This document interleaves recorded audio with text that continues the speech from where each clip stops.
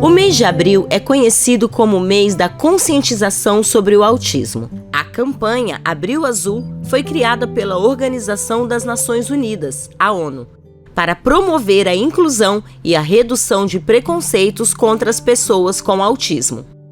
Estima-se que no Brasil o número passe dos 6 milhões, até porque alguns diagnósticos vieram em uma idade tardia, ou seja, na fase adulta.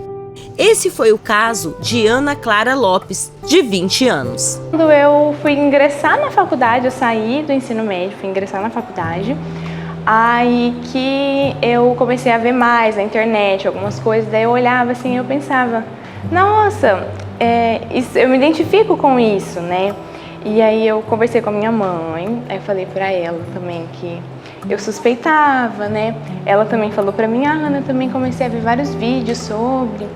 E aí a gente conversou pra gente ir atrás na neuropsicóloga para dar início na busca, assim, né? Para descobrir se eu tinha alguma coisa, o que era. Ana é portadora do autismo nível 1 de suporte, que se caracteriza por dificuldades na interação social e comunicação.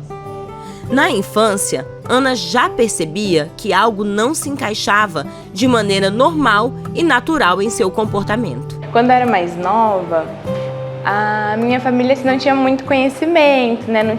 Não passava tanto nas mídias, algumas coisas assim, por exemplo, tinha algumas atitudes, algumas ações que eram características do autismo. Só que assim, minha família nunca entendeu direito o que era, a gente não sabia, e aí foi passando assim, né? Uma das crises que podem existir nesse nível são os comportamentos repetitivos, que podem desencadear um desconforto emocional.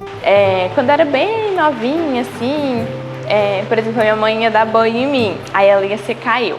Aí eu tinha um ritual de como que ela tinha que me secar, tem que começar pela cabeça, pelo cabelo, e depois vai secar os braços.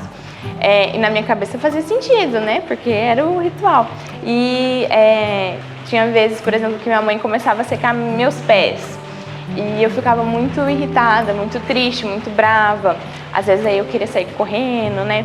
E hoje em dia, né, eu entendo assim, e aí ela também, né, por conta disso. Então a gente também respeita esses momentos, esses rituais meus. O próprio portador também se cobra muito, muitas vezes por sentimentos não compreendidos. Eu pensava que tinha alguma coisa errada comigo, eu pensava assim, meu Deus, eu sou um monstro.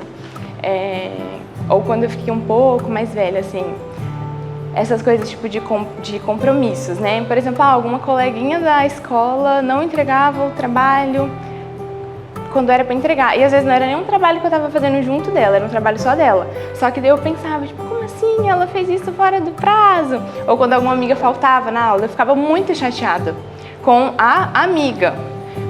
E aí eu ficava muito chateada, eu ficava brava, mas aí eu começava a pensar, tipo, meu Deus, eu sou um monstro, porque ninguém mais está sentindo isso. Porque só eu estou muito brava com ela. Então, depois que eu peguei o diagnóstico, eu consegui entender melhor algumas coisas e eu vi que eu não sou o monstrinho que eu pensava que eu era. O autismo mexe com toda a família. No caso de Ana, também trouxe esclarecimento de alguns comportamentos, antes não entendidos por sua rede familiar e social. Mas o amor e o apoio que sempre a acompanhou veio junto e dessa vez muito mais forte. O laudo, né, ele tem várias páginas contando várias coisas.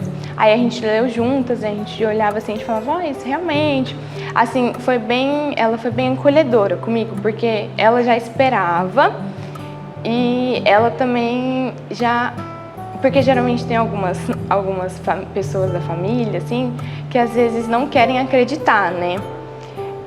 Porque, querendo ou não, é uma coisa muito difícil, né? E aí, a minha mãe, ela já estava esperando, ela foi bem acolhedora comigo, então, assim, me ajudou bastante também no processo. E, assim, na nossa rotina, assim, dentro de casa, ela passou também a mudar algumas coisas para me auxiliar.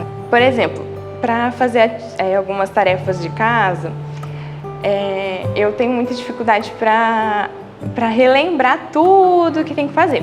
Às vezes ela se mandava, ou antes de sair de casa, eu falava: Ana, eu esqueci de pendurar a roupa que eu deixei na máquina. E aí eu esqueci de guardar tal comida na geladeira, faz isso pra mim? E aí, tipo, eram umas 3 coisas que tinha que fazer rápido antes de eu ir trabalhar. E aí, às vezes, eu lembrava só de uma, geralmente só da primeira ordem que ela deu. E aí, antes, assim, ela chegava em casa e ela ficava chateada comigo, né? Ela falava: você não lembrou? Então, daí agora, por exemplo, assim, quando tem que fazer algumas coisas assim, aí ela me encaminha por mensagem, por exemplo, uma listinha. Aí eu consigo me organizar também melhor para eu lembrar.